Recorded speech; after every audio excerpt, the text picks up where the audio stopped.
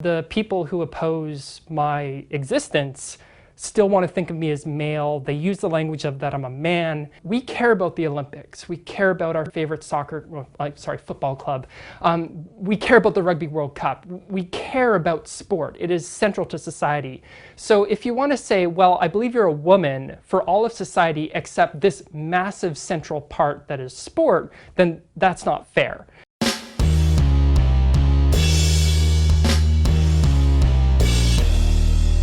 How's everybody doing? My name is Anthony Brian Logan, and today we got to talk about what you just saw, which was a transgender woman, biological male by the name of Rachel McKinnon, who dominated the women over in Manchester, UK at the Masters World Cycling Championships, won a gold medal, of course, and set a record in Canada where she competed out of. Now, there's a whole lot to get to, a whole lot to quote unquote unpack here, as the cool kids would say.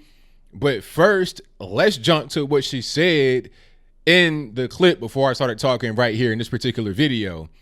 I gotta say, I don't know what the proper pronouns are, so they have a good point. If that person is to be considered a woman in all other facets of life, why not in sports as well? That is a very good point. I agree with that. You can't say, okay, you can go to whatever bathroom you want. You can put that on your driver's license, is that and the third. You could change your name, change your gender, whatever. But then when it comes to sport, you got to be excluded. I agree with that 100%. But see, the problem with that is we have gone way too far down the rabbit hole, and here we are. Okay, we shouldn't have gone down the rabbit hole to begin with. If we didn't go all the way down there, we wouldn't be right here today faced with this kind of crazy situation on our hands. The truth is that if you are a biological male, you should be considered a biological male, period. It doesn't matter what the circumstance is. It doesn't matter if it's sport, if it's on a driver's license, if it's in a job. You should be considered a biological male just on a scientific level. Now, if you want to call yourself Rachel, if you want to put on a dress, if you want to get plastic surgery, get your twig and berries altered or whatever, hey, that's your business. That is your life, your body, whatever, okay? That is a true case of my body, my choice, unlike abortion, which is not really your body, but I digress.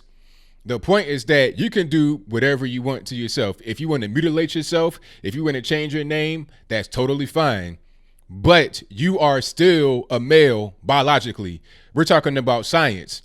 It's weird how the left, people like Rachel, would totally ignore science when it comes to like basic biology of male, female, of gender and human beings. But then when it comes to climate change, if I'm a skeptic of it, they'll say I'm denying science. Oh, you didn't want to believe in science. It's 98% consensus. Well, wait a minute here.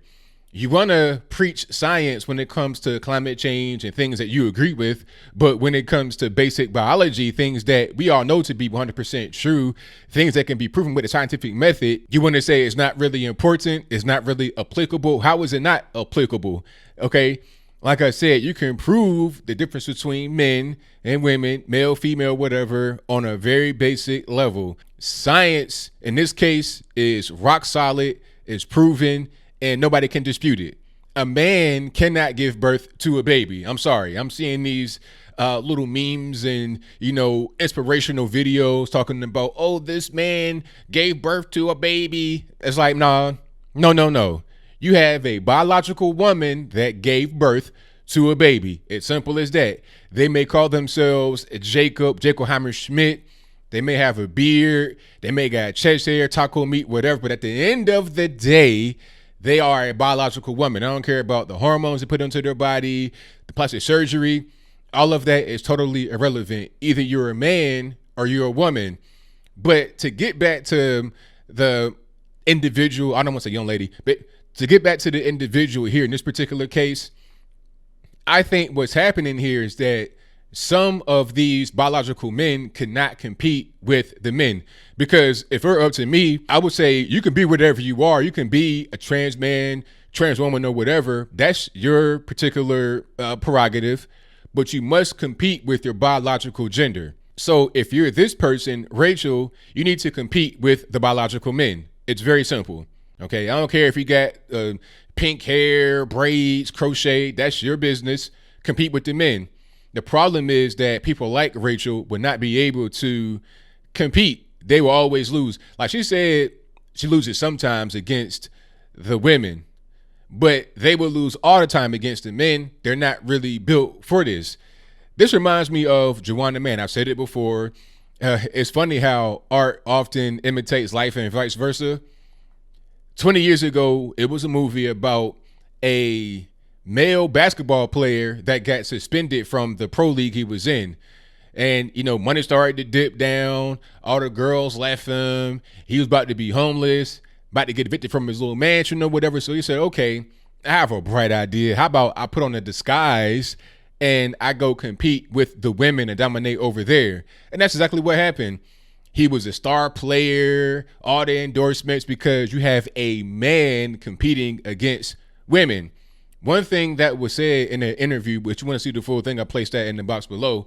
But one thing that was said in the interview was that only the top level elite male athletes have an advantage over the women. So you do admit that there is an advantage that men have over women biologically. You admit that, but it's only in the elite level. Well, when you get into compete and things like this, when you win in gold medals and stuff like that, you're talking about elite athletes, correct?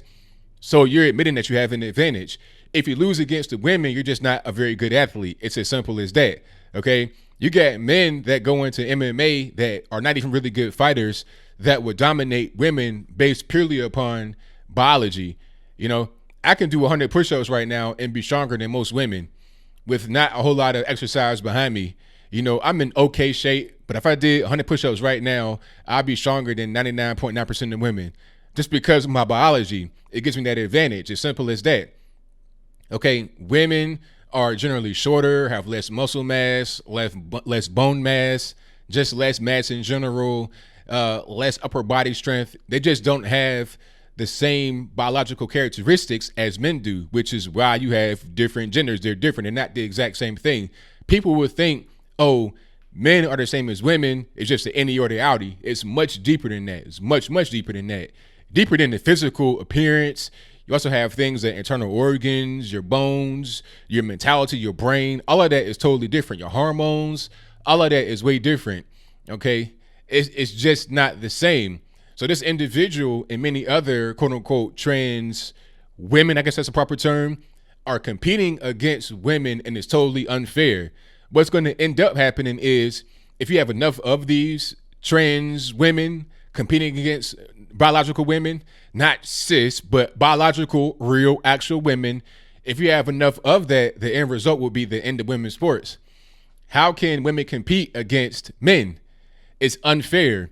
Let men compete with men. I don't care if your name is Rachel, Jake, Hunter, Biden, whatever, cocaine, whatever you identify as, whatever you do, compete with the men if you are a man biologically, and the same thing for the women. But I think I'll leave that right there for now. And what say you? Do you think it's fair for people like Rachel to compete against biological women? If that's your viewpoint, let me know why in the comments below. Do you think there was a good point made at the very beginning of this video where they said, well, why should I be seen as a woman in every other facet of life but not in sport? I kind of agree with that, which is why I think you should not see that person as a woman in every other facet of life. Okay, see them as a man biologically. If they want to identify as Rachel, that's fine. I'll call you Rachel, sir, but you're still a man. You cannot go into the women's restroom. You cannot go into the women's locker room. You cannot go to the women's prison. You cannot go in spaces that are designed for women, period. That should really just be the end of that. I don't care about you personally and whatever you do. We're just relying upon science. And do you think it's ironic that a lot of these people that claim to be women and say that it's okay, even though they're born a male, will also be the same ones that would attack a climate change skeptic for not, quote unquote, believing in undisputed science? Whatever your comments are, please let me know in the comments below. And that's all I got to say for this video. If you like what you heard, please comment, rate, share, and subscribe. Peace.